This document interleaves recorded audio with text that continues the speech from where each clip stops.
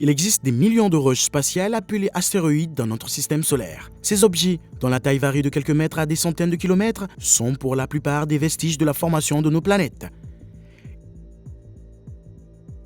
Il y a 4,6 milliards d'années, ce sont des blocs de construction qui ne sont jamais devenus des mondes à part entière. Un autre facteur qui incite les scientifiques à les surveiller de près est le risque de catastrophe si l'un d'eux entrait en collision avec la Terre.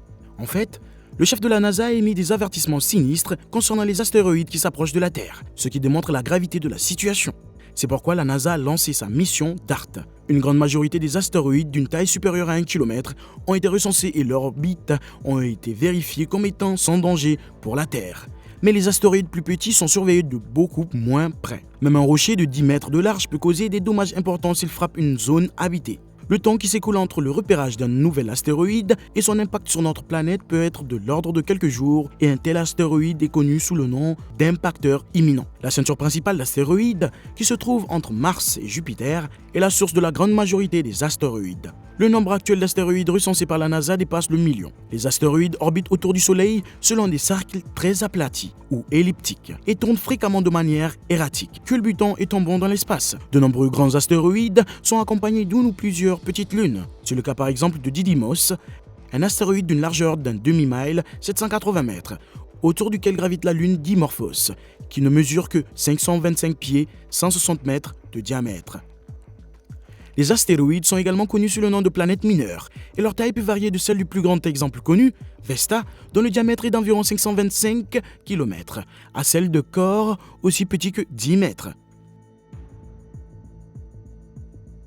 Vesta a récemment arraché le titre de plus gros astéroïde à Cérès, que la NASA classe désormais parmi les planètes naines. Les astéroïdes ont des formes très variées, allant des quasi-sphères aux astéroïdes irréguliers en forme de cacahuète à 2 lobes comme Itokawa. La majorité des surfaces des astéroïdes présentent des cratères d'impact et résultant de collisions avec d'autres roches spatiales. Bien que l'on pense que la grande majorité des astéroïdes se trouve dans la ceinture d'astéroïdes, la NASA affirme que l'influence gravitationnelle massive de Jupiter, la plus grande planète du système solaire, peut les envoyer à toute vitesse dans le système solaire interne et donc vers la Terre.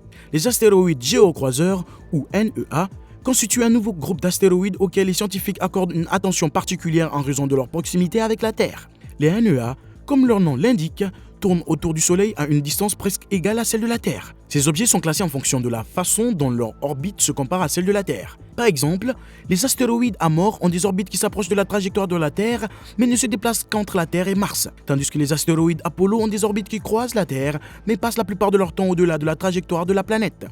Les astéroïdes Athènes traversent l'orbite de la Terre mais passent la majorité de leur temps à l'intérieur de celle-ci, tandis que les astéroïdes Atira sont des astéroïdes géocroiseurs dont l'orbite est confinée dans l'orbite de la Terre. Certains astéroïdes géocroiseurs sont également connus sous le nom d'astéroïdes potentiellement dangereux, PHA. Ces roches se trouvent à moins de 7,48 millions de kilomètres de l'orbite de la Terre et ont un diamètre supérieur à 140 mètres. En 2021, les scientifiques avaient détecté environ 27 000 astéroïdes géocroiseurs, dont un peu moins de 10 000 avaient un diamètre supérieur à 140 mètres. Le concept d'astéroïdes s'écrasant sur la Terre a été surutilisé et exploité par les cinéastes. Pourtant, les astéroïdes représentent un réel danger pour notre planète. Ils peuvent causer des dommages importants, voire anéantir toute vie sur Terre. En fait, la Terre a déjà été frappée par des astéroïdes à plusieurs reprises. L'événement de Chicxulub est l'un des pires de l'histoire de notre planète. Cet astéroïde, d'un diamètre de 10 à 15 km, s'est écrasé sur la Terre il y a 65 millions d'années, près de l'actuel Mexique. La collision a annihilé 70% de toute vie sur Terre, y compris les dinosaures. Une collision de cette ampleur aurait eu des répercussions désastreuses, et les archives géologiques donnent un aperçu de ce qui s'est passé. Comme l'astéroïde est entré en collision avec de l'eau, des méga-tsunamis se sont abattus sur le sud-est du Mexique, le Texas et la Floride, ainsi que sur un océan interne peu profond qui recouvrait ce qui est aujourd'hui les Grandes Plaines. L'explosion aurait projeté un astéroïde sur des fragments terrestres suffisamment éloignés pour qu'ils sortent brièvement de l'atmosphère avant de la réintégrer. Lors de la rentrée, tous ces débris, comme des millions d'étoiles filantes, auraient été chauffés jusqu'à l'incandescence, brûlant la surface de la Terre et déclenchant des feux de forêt. Il est possible que toutes les forêts du monde aient été détruites. Des ondes de choc massives auraient généré des tremblements de terre à l'échelle mondiale et peut-être des éruptions volcaniques dans l'intervalle. Un nuage de poussière, de cendres de vapeur surchauffées aurait jailli du cratère lorsque l'impacteur aurait plongé sous terre en moins d'une seconde, recouvrant toute la surface de la Terre pendant une décennie et créant un environnement terrible pour la vie.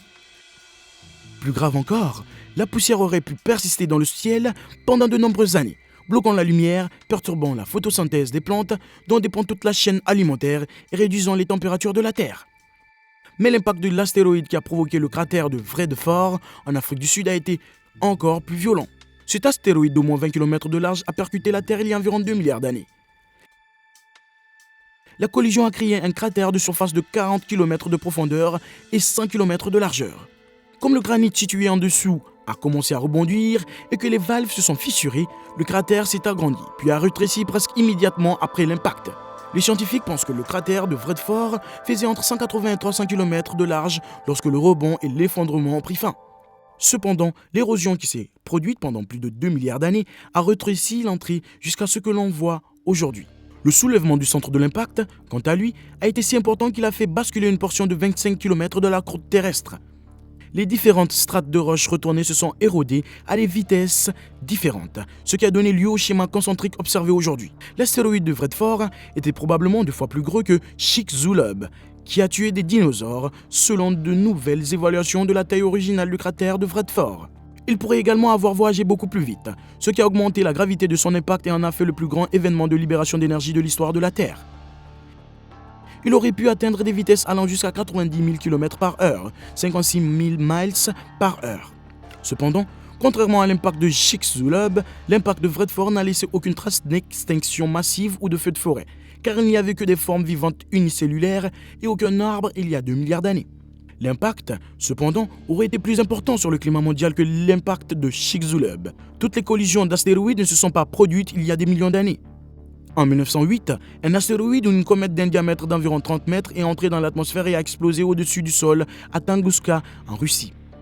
L'explosion a tué environ 80 millions d'arbres, couvrant une superficie de 2150 km², 830 miles carrés. On estime que cette explosion était 1000 fois plus puissante que la détonation de la bombe atomique à Hiroshima.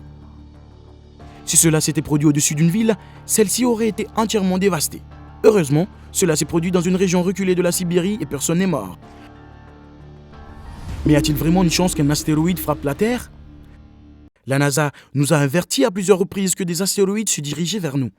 L'astéroïde 2022, AP7, par exemple, a été découvert par une équipe internationale de scientifiques utilisant une caméra conçue pour étudier l'énergie noire dans l'univers.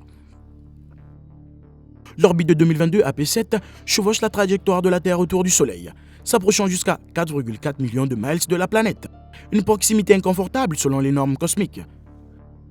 Par conséquent, 2022 AP7 est le plus grand astéroïde possiblement dangereux détecté au cours des 8 dernières années. Avec un diamètre allant de 1,1 à 2,3 km, 2022 AP7 est le plus grand PHA découvert depuis 2014. Et il est prévu qu'il fasse partie du top 5% de tous les PHA découverts. Et maintenant vient la partie vraiment horrible. Tout astéroïde d'une taille supérieure à 1 km est classé comme tueur de planètes. Si un tel objet entrait en collision avec la Terre, la poussière et la pollution qui en résulteraient seraient mortelles pour la vie telle que nous la connaissons, s'attardant dans l'atmosphère pendant des années. Le manque de lumière solaire entraînera un refroidissement spectaculaire de la surface de la Terre, ce qui provoquerait une extinction mondiale sans précédent depuis des millions d'années. Par conséquent, après la découverte de l'astéroïde en janvier, d'autres observatoires ont étudié sa vitesse et d'autres astronomes l'ont détecté sur des photographies intérieures. Cette collecte de données a indiqué qu'il ne s'approchera pas de la Terre avant au moins le siècle prochain, voire beaucoup plus longtemps. Mais cela ne signifie pas que nous sommes en sécurité. L'attraction gravitationnelle des objets du système solaire, y compris notre propre planète, fait que les astéroïdes qui traversent la Terre ne dansent pas indéfiniment selon le même schéma. L'astéroïde 2022 AP7 ne fait pas exception.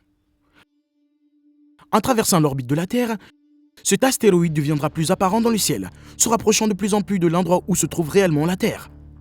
L'orbite de cet astéroïde n'est cependant pas son aspect le plus significatif, car nous sommes en sécurité pour de nombreuses générations. La découverte de 2022 AP7 est plus intrigante car elle laisse entendre que d'autres astéroïdes gargantuesques, voilés par l'éclat du Soleil, n'ont pas encore été découverts. C'est pourquoi les astronomes à la recherche de PHA se concentrent sur des blocs rocheux de 460 pieds de diamètre.